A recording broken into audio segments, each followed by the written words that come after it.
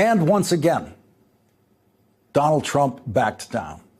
It should come as no surprise to faithful viewers of this program that the most cowardly president in American history backed down again. The stupidest president in American history backed down again. The only convicted felon to serve as president of the United States backed down again. The president who got caught publicly lying over 35,000 times in his first term backed down again. And in backing down again, Donald Trump once again became a loser. In this case, a loser in a contest that he started, a contest that didn't have to happen were it not for the rank ignorance of Donald Trump. Donald Trump has already lost his trade war, and he is relentlessly stupid enough to continue to draw lines in the sand of his trade war that get blown away by his own foul, intemperate breath. And in Donald Trump's war against the greatest university in the world, Donald Trump is going to lose. The history of Donald Trump's war against Harvard will not be written during Donald Trump's presidency. And in Harvard's history, Donald Trump's war is a speck. Donald Trump's last year in the presidency will be Harvard's 393rd year. Donald Trump's presidency will be the equivalent of roughly 1% of the years Harvard University has already been with us as America's oldest university, founded in 1636. Long before anyone ever dreamed of a country called the United States of America, long after Donald Trump is gone, the world-class historians at Harvard University and elsewhere will be defining Donald Trump's presidency as the most corrupt American presidency in history. The Trump presidency will be recorded in history as a failure because nothing Donald Trump does in the presidency will live after him. The policies are all reversible and will be reversed, and many of them will be reversed in the courts during the Trump presidency. And then there are the Trump policies that are reversed by Donald Trump himself.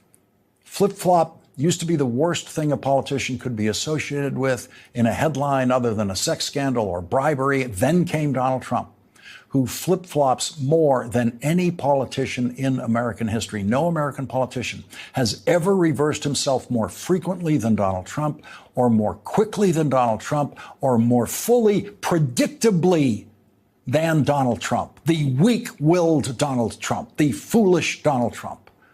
And Donald Trump's predictable reversing of himself has now created a new phrase with the acronym TACO, as in Trump always chickens out.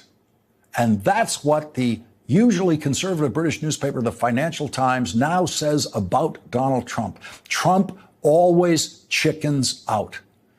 The New York Times reports that the phrase is now sweeping through Wall Street. Trump always chickens out, quote, has been adopted by some to describe the pattern in which markets tumble after Mr. Trump makes tariff threats only to rebound just as sharply when he relents and gives countries more time to negotiate deals. The market dropped on Friday when Mr. Trump threatened to ratchet up tariffs to 50% on goods from the European Union, a move that could have done severe economic damage to Europe and the United States. But at the time, some analysts like Salman Fiedler of Berenberg, a German bank, said it wouldn't last. Wild threats by Trump are not unusual, he wrote in a note that day.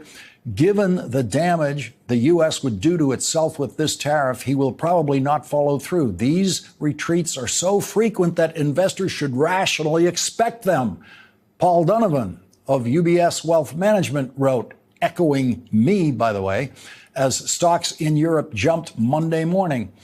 And as U.S. markets, which were closed on Monday for Memorial Day, joined the rally on Tuesday, Chris Beauchamp of IG Group summed it up with taco trade triumphs once again. So I guess one place I could be making more money is as a UBS wealth management analyst, because long before Paul Donovan of UBS wrote, "These retreats are so frequent, investors should rationally expect them," I said exactly that, essentially that, on this program weeks ago. I told Wall Street, where obviously no one was listening, that Donald Trump will not carry out any of his tariff threats from that point forward, and there is no reason to sell any stock when Donald Trump threatens a tariff, as he did last week, threatening a new 50% tariff on everything from Europe, a tariff that would be completely illegal and ruled illegal in federal courts. But the stock market panicked again about that 50% tariff on European goods, and then Donald Trump completely flip-flopped over the holiday weekend, seeing where the world markets were going over this. He reversed himself so he wouldn't have another stock market crash on his hands that he would be blamed for. And of course, the stock market came back up. Donald Trump is too stupid to stop threatening new tariffs, and he is too cowardly to actually carry out those threatened tariffs against a Wall Street reaction that would involve a crashing stock market. And so the American stock market should now build all of that into its reaction to Trump tariff threats.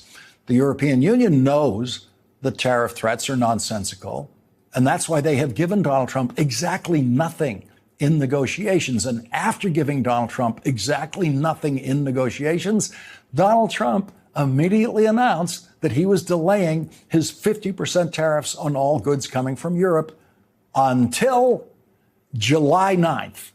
That's the new lie, July 9th. And I can promise the stock market right now that on July 9th, nothing will happen. Donald Trump will not impose a 50% tariff on all goods coming from Europe on July 9th or ever.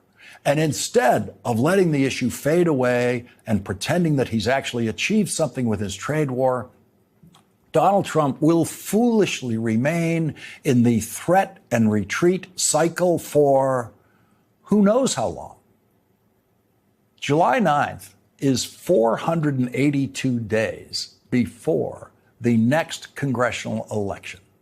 House Republicans and Senate Republicans will continue to be sickened every time Donald Trump threatens a new tariff as the election approaches and the stock market crashes once again. And you should expect that even Donald Trump will understand that he has to shut up about crazy tariffs. A year from now, in the middle of the summer before the next congressional election. And so eventually, Donald Trump will shut up about his crazy and illegal tariffs and just pretend that he's achieved something with his failed trade war. And every one of Donald Trump's fake tariff threats from now through July 9th and beyond should be taken for what it is politically, a gift to the Democrats running against the tariff-supporting House and Senate Republicans. And the Trump tariff clowns who work for Donald Trump will continue to give the Democrats the gift of talking about skyrocketing prices that would be absolutely intolerable, as if they're a joke. Today, the most publicly idiotic economic advisor to a president in history went on CNBC, where he admitted that Donald Trump could push the price of an iPhone up to $3,500, and no one should dare complain about it. Everybody is trying to make it seem like it's a catastrophe if there's a tiny little tariff on them right now. A tiny little tariff. That disgraced buffoon, who has never made it above the rank of associate professor of economics and has never had tenure in an economics faculty, thinks that triple the cost of an iPhone, that is just a tiny little tariff. Of course, he doesn't actually think that. But he's willing to smile his way through any lie that he needs to tell on any day on TV about the Trump illegal and crazy tariffs. And while he's telling those lies and smiling about them, he, even as an economic advisor to Donald Trump, doesn't have the slightest idea when Donald Trump is going to flip-flop next on his own tariffs. He could be on TV defending a tariff that Donald Trump has revoked while he's speaking, and he'll keep smiling. because that's his job. The clownish smile on TV lying about the Trump tariffs. On Friday, just for the heck of it, Donald Trump, in a childish tweet, threatened to raise the price of a $1,000 iPhone by $250, saying, without the slightest grip on reality, I expect their iPhones that will be sold in the United States of America will be manufactured and built in the United States, not India or anyplace else. If that is not the case, a tariff of at least 25% must be paid by Apple to the United States. Okay, that is not the case. None of the iPhones are made in the United States now, so that tariff should be applied right now. And of course, none of them have a 25% tariff. No iPhone has a 25% tariff on it now, and none of them are scheduled to be made in the United States. And so that is a fake threat. And some in the stock market actually fell for it. Apple stock dropped 3% that day, but only 3%. So that tells you that almost everyone on Wall Street knew that that is a childish, lying threat by Donald Trump.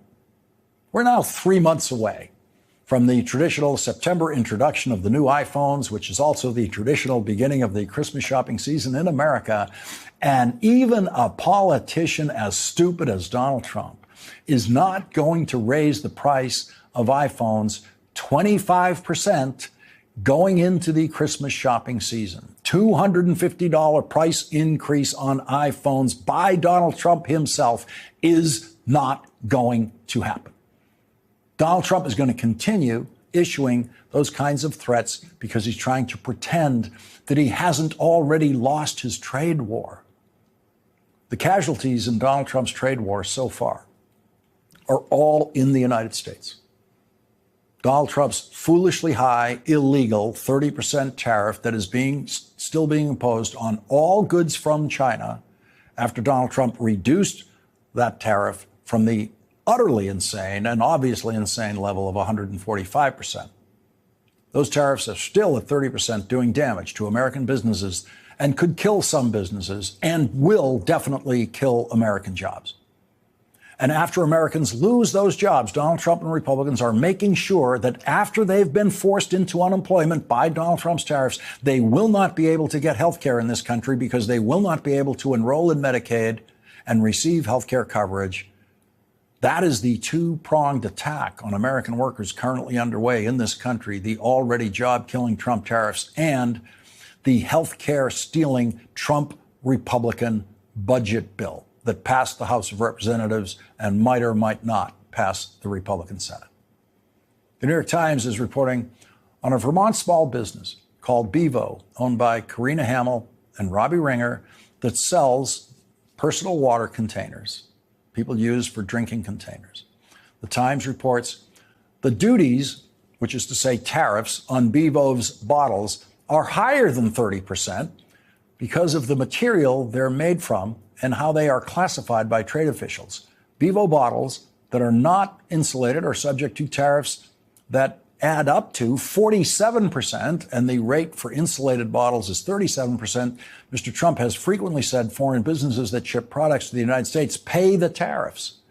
But in reality, importers like Bevo pay the duties to the federal government when the goods arrive at a U.S. port. It's still a massive impact to the cash, and it still requires reworking a whole new strategy, Mr. Ringer said. When he was in China, Mr. Ringer asked to see Bevo's products in the warehouse, which is something he has done before to check manufacturing quality. But this time he had to clamber over pallets in the aisles to see the bottles. The warehouse was crammed full of goods that customers had delayed shipping to avoid paying the 145% tariffs. On May 12th, when Mr. Trump reduced tariffs on China for 90 days, Ms. Hamill and Mr. Ringer concluded they could now afford to pay the tariffs on a small shipment, 7,624 of the 30,000 bottles they had promised to buy. They will pay $24,436 in duties on the shipment, compared with an estimated $3,645 at the rates that existed before Mr. Trump took office. So that's who pays the tariffs.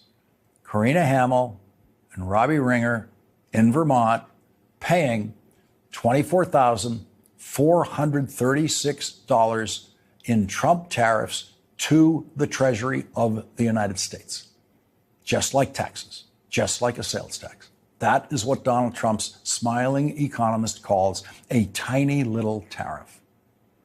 That's a tiny little tariff that could kill businesses, small and large, all over the United States. Donald Trump is a loser who is going to continue to lose, and he is going to continue to hurt Americans while he's losing.